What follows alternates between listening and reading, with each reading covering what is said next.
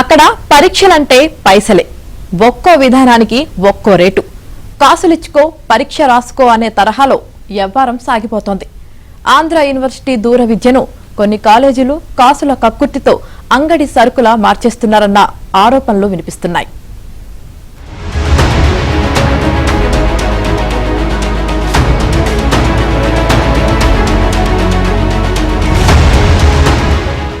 మీరు ఇంటి వద్దనే పరీక్ష రాస్తారా? అయితే 10,000. ఒకరికి బదులు మరొకరు పరీక్షకు హాజరవుతారా? అయితే 5,000. సెల్ ఫోన్ తీసుకెళ్లి పరీక్ష రాస్తారా? ఇలాగైతే 3,000. ఇవన్నీ కాదు, సెంటర్ కు వెళ్లి చిట్టీలు చూస్తూ పరీక్ష రాస్తారా? అయితే కేవలం 1,200. ఇదేం లెక్కలు అనుకుంటున్నారా? అవును, ఈ లెక్కలే ఆంధ్ర యూనివర్సిటీ దూర విద్య పరీక్షల్లో జోరుగా మాస్ కాపీయింగ్ ఇప్పుడు నెట్టింట వైరల్ అవుతోంది.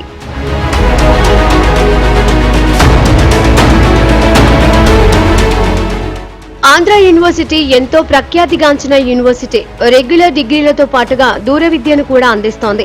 నేరుగా చదువుకునే అవకాశం లేని వారికి ఈ అవకాశాన్ని అందిస్తుంది. దూర విద్య కేంద్రం ఆధ్వర్యంలో డిగ్రీ, పీజీ కోర్సుల్లో ఏటా 2 రకాలుగా ప్రవేశాలు చేపడుతున్నారు. ఆయా కోర్సుల్లో చేరే విద్యార్థులకు శ్రీకాకుళం జిల్లా నుంచి అనంతపురం జిల్లా వరకు అనేక చోట్ల పరీక్షా కేంద్రాలను ఏర్పాటు చేశారు.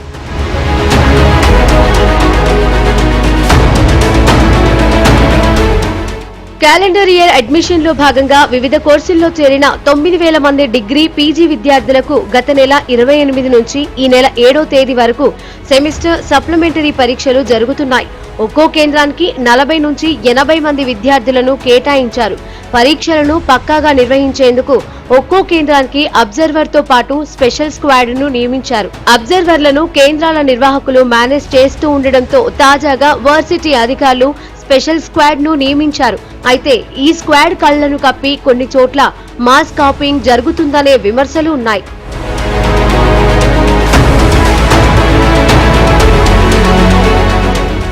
అందుకు ఉదాహరణగా విజయనగరం జిల్లా కొత్తవలసలో జరిగిన పరీక్షలే. ఉదయం 9 నుంచి 12 గంటల వరకు, మధ్యాహ్నం 2 నుంచి సాయంత్రం 5 గంటల వరకు పరీక్షలు యథావిధిగా నిర్వహించారు. ఇక్కడి వరకు బాగానే ఉన్నా మళ్లీ సాయంత్రానికి అదే అభ్యర్థులను 6 దాటిన తర్వాత పిలిచి ఏకంగా పుస్తకాలు, మొబైల్స్ ద్వారా పరీక్షలు రాయించారు. ఆ ఫోటోలు, వీడియోలు బయటకు వచ్చాయి. విచారణ చేస్తున్నామని చెబుతున్నా ఇంతవరకు ఎలాంటి చర్యలు తీసుకున్న దాఖలాలు కనిపించలేదు.